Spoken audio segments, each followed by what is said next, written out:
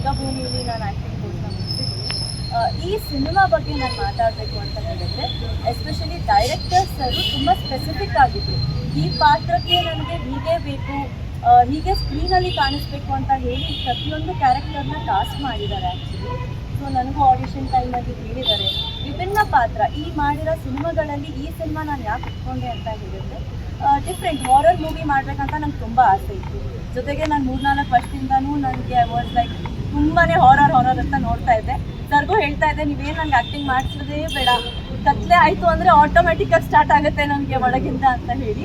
So ವಿಭಿನ್ನ ಪಾತ್ರದಲ್ಲಿ ಕಾಣಿಸ್ಕೊತೀನಿ. ಒಂದು ಒಳ್ಳೆ ಸಾಫ್ಟ್ವೇರ್ ಇಂಜಿನಿಯರ್ ಆಗಿ ಸಿನಿಮಾದಲ್ಲಿ ತುಂಬ ಒಳ್ಳೊಳ್ಳೆ ಆರ್ಟಿಸ್ಟ್ ಇದ್ದಾರೆ.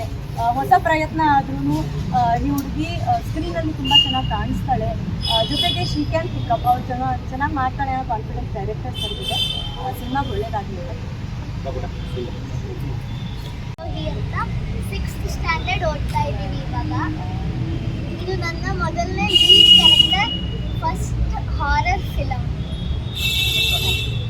ಆಕ್ಟಿಂಗ್ ಮಾಡೋ ಎಕ್ಸ್ಪೀರಿಯನ್ಸ್ ಇದೆಯಾ? ಎಷ್ಟು ಸಿನಿಮಾ ಮಾಡಿದ್ವಿ? ಸಿನಿಮಾ ಒಂದು ಚಿಕ್ಕ ಪಾತ್ರ ಮಾಡಿದ್ದೆ, ಸೀರಿಯಲ್ ಜಾಸ್ತಿ ಮಾಡಿದ್ದೆ. ದೊರೆಸಾನಿ, ಪುಟ್ಟಕ್ಕನ ಮಕ್ಕಳು, ಮತ್ತು ಲಕ್ಷ್ಮೀ ನಿವಾಸ ಮಾಡ್ತಿದ್ದೆ. ಉದಯ ಟಿವಿಲಿ ರಾಧಿಕಾ ಮಾಡಿದ್ದೆ. ಇದರಲ್ಲಿ ಪಾತ್ರ ಏನು ಹೇಳು? ಇದರಲ್ಲಿ ಪಾತ್ರ ಏನು? ರಾಧಿಕಾ ಸೀರಿಯಲಲ್ಲಿ ಇದರಲ್ಲಿ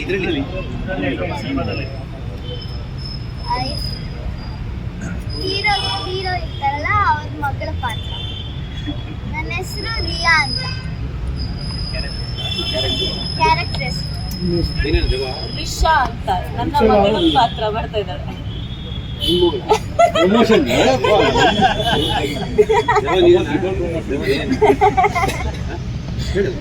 ಇಲ್ಲ ಹೇಳ್ಬಾರ್ದು ಅವ್ರಿಗೆ.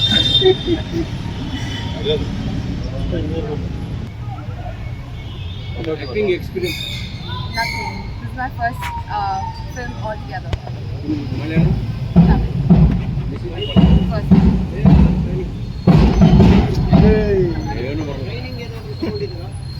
They're going to train me. Any training? No. School or college or any? No. Not like acting classes as such.